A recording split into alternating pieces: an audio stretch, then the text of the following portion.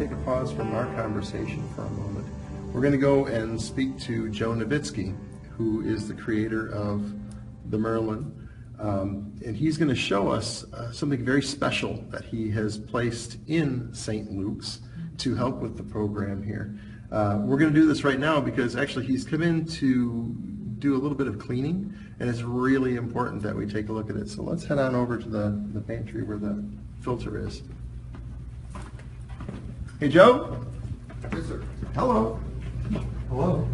Thought we'd talk a second about why you're here, but first, are we still trickling? Yes, we are.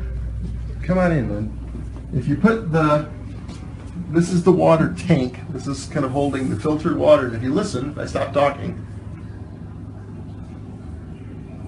you can hear that it's just kind of trickling. Just kind of trickling in this big empty tub right now. And that's not the way it normally is, right, Joe? That's correct.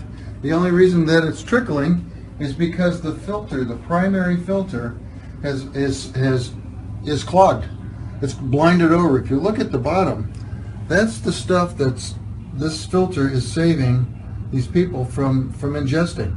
All that stuff, and it's not. This has only been, I'll bet you that's a less than a week event here of collection of material. This ceramic filter is doing an incredible job right now, keeping the sediment and the particles and the iron oxide out of people's bodies and food. It's almost, is it like a sludge? Yeah, it's like it's a slimy particulate. It's really slippery, slimy particulates, but it's nasty stuff, and it's ever present in this system right now. Now, I was reading an explanation that you gave for what is actually in the water and why it was bad. Yeah. Now, is this the layer that was inside the pipes? Yes. That you were talking about? Yes. Yes. When they chlorinate the water, it's a super oxygenator, and it kills the E. coli. Mm-hmm. Right. It kills all the bacteria and stuff. So when they put a super amount of chlorination in it, which they did, mm-hmm. they took all the protective coatings, the oxides, off the lead and the iron pipes, mm-hmm. and it's now floating through the pipe and system, and it's going to be there for quite a while until they get the phosphate and the chlorine balanced. It was an interesting sort of a give and take you were saying. It's incredibly tight.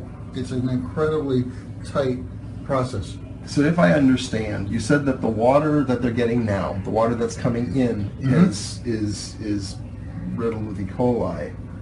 And so that's why they use the chlorine. Right. Could you explain that? Because you explained that better than I probably remember. It's a chemical soup, and I'm not a water engineer, but mm-hmm. my understanding is typically in watered systems and immunity systems, we put in the phosphates. Mm-hmm. The phosphates actually allow the coating on the lead pipes mm-hmm. specifically to keep the lead particulates out of the water. It just forms a white coating on the inside of the pipes. I was wondering that because I'm like, well, we're using lead pipes. How are we not just naturally getting lead in the water from those pipes? But you're saying because there's a lead oxide coating on most of the pipes. Okay. Okay. It develops inside. And when they switched over, there was no lead in the Flint River water. There's no lead in the Flint River, but it's got E. coli in it, okay. which is a terrible, terrible pathogen. It'll do bodily harm, substantial. Yeah. So they super chlorinated the water to kill the E. coli. Mm-hmm. When they did that, it activated and oxygenated the water to the point where it scrubbed the pipes clean because of the chlorine. Okay. The super chlorine scrubbed the pipes. So at this point, they have to dial up the chlorine mm-hmm. and dial it down, and they have to balance the phosphate and the chlorine. So to beat the E. coli, they put the lead in the water, and then to get rid of the lead in the water, they're going to put the E. coli in the water. So it's kind of back and forth. It's going to be a 2-year process, wow. and they're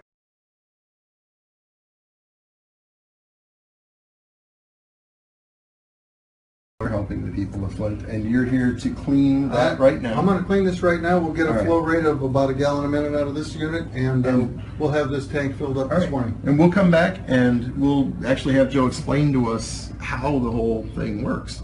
Yeah. And then we'll go back to talk to Sister Carol.